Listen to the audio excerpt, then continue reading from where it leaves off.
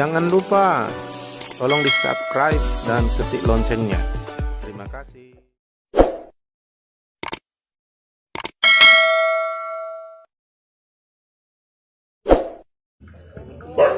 Kita bertumbuh dan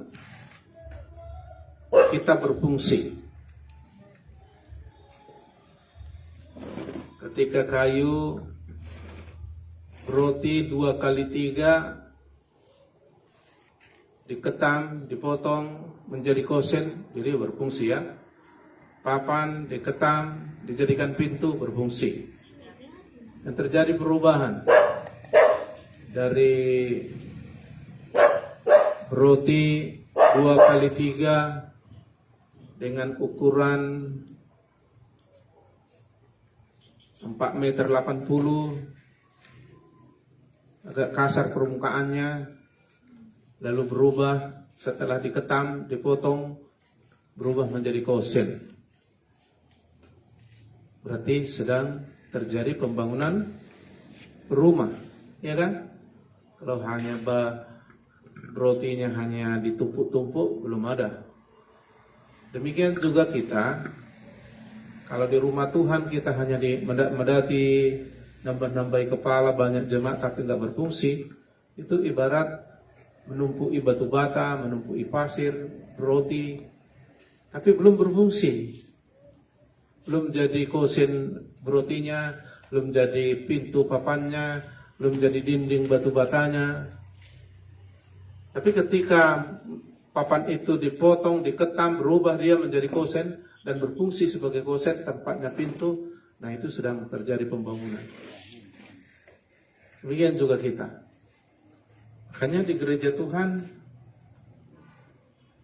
harus ada perubahan, itu namanya sedang terjadi pertumbuhan atau ada pembangunan, sedang terjadi pembangunan.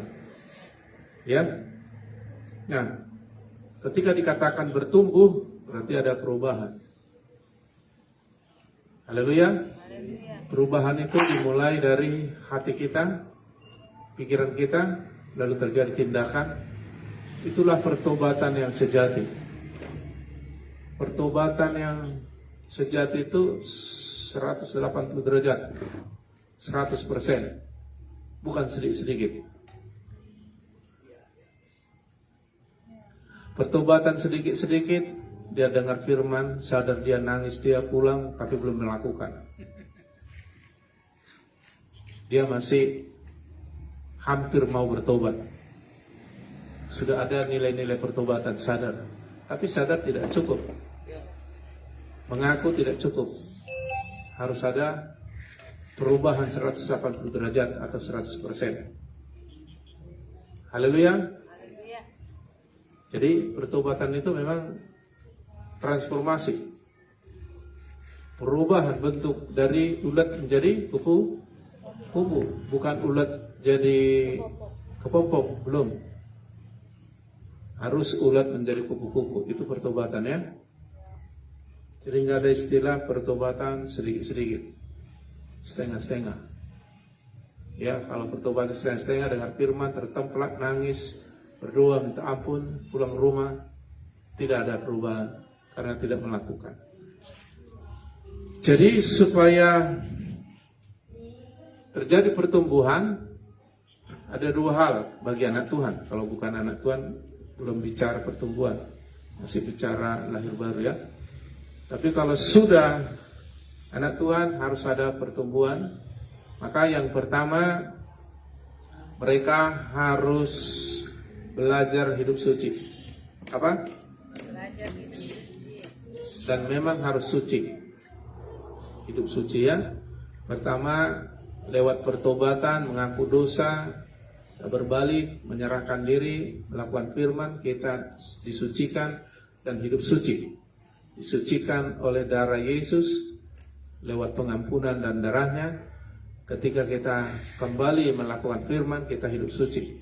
Yang kedua, kita bisa berubah, bisa bertumbuh ketika kita terus menerima, menikmati firman Tuhan. Seperti bayi yang sangat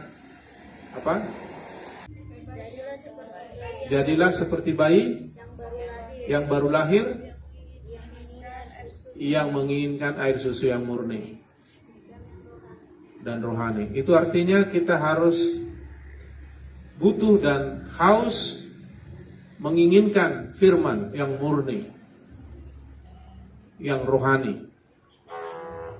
Bukan hanya firman yang memberkati kita supaya tambah kaya, bisa beli mobil, bukan.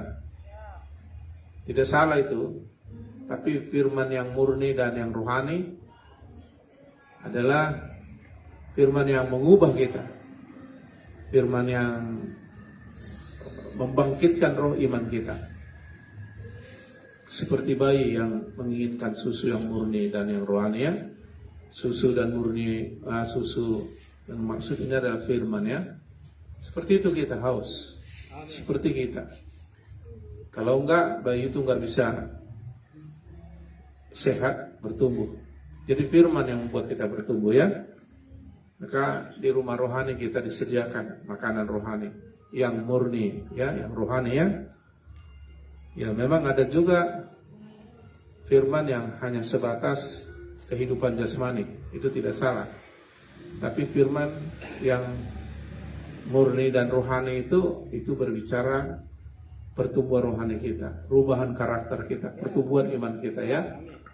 Ya memang ada orang yang suka hanya firman yang berhubungan dengan jasmani aja. Ya udah sembuh tak gereja lagi, udah banyak berkat tak mau gereja lagi kan, udah sukses tak mau gereja lagi. Itu bukan yang rohani, hanya firman yang memberkati jasmani.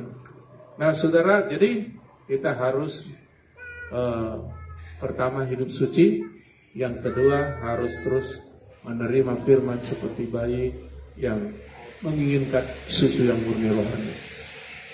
Maka kita akan bertumbuh. Kita sedang dibangun sampai akhirnya dewasa.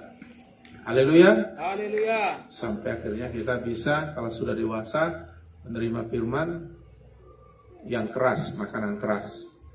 Artinya sudah membawa kita kepada melakukan hal-hal yang lebih lagi yang tidak bisa dilakukan anak-anak bayi ya, tapi orang dewasa. Maka kita sudah bisa melakukan seperti apa yang Bapa lakukan di surga. Haleluya. Nah itu yang perlu kita renungkan dan lakukan. Puji Tuhan, mari kita berdoa.